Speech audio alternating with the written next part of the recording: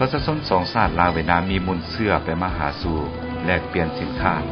แลกเปลี่ยนวัฒนธรรมนำกันมาแต่โบราณกาลมีอุดมคติและความมุ่งมา่ปรารถนาอันเดียวกันคืออยากมีความเป็นเอกราช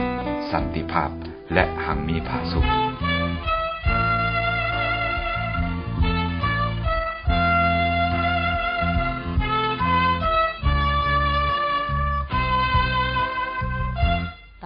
ได้แม่ของนั้นยังบ่แห้ง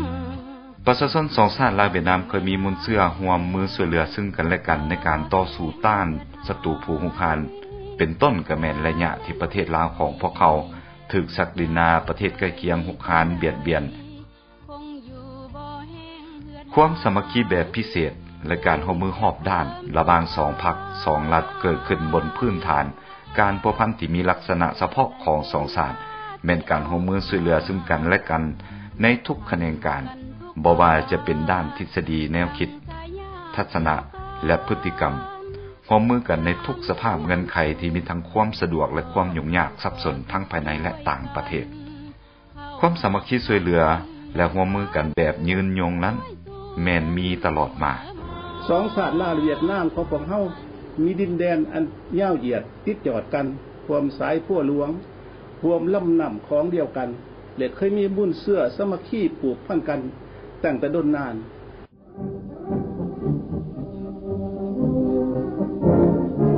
ลาวเวียดนามได้ร่วมสัมพันธ์สุขม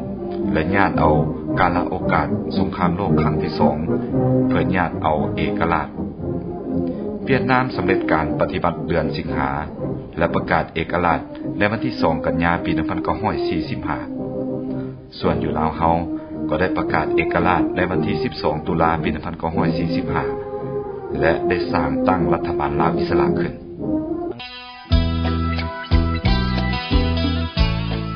ธนาคารลาวเวียดนามได้ดำเนินการเคลื่อนไหวธุรกิจอยู่นครหลวงเวียงจันทน์และนครหลวงฮานอยและขยายสาขาออกไปสู่ท้องถิ่นจำนวนหนึ่งซึ่งมันได้อำนวยความสะดวกให้แก่การสำระสะสางระหว่างบรรดาวิสาหกิจนำกันการร่วมมือด้านสาธารณสุขวัฒนธรรมการท่องเที่ยวและการยกรรม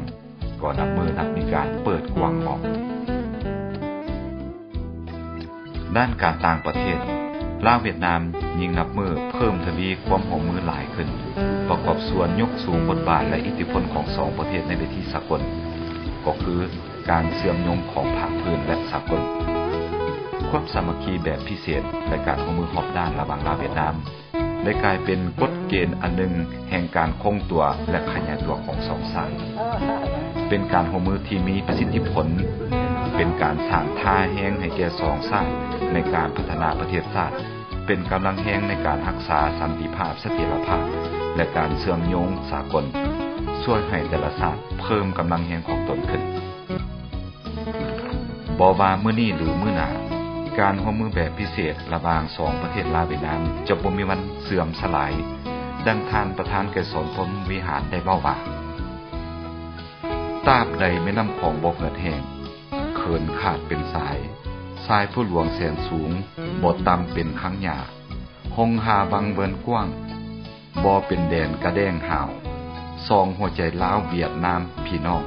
บ่ไกลห่างกัน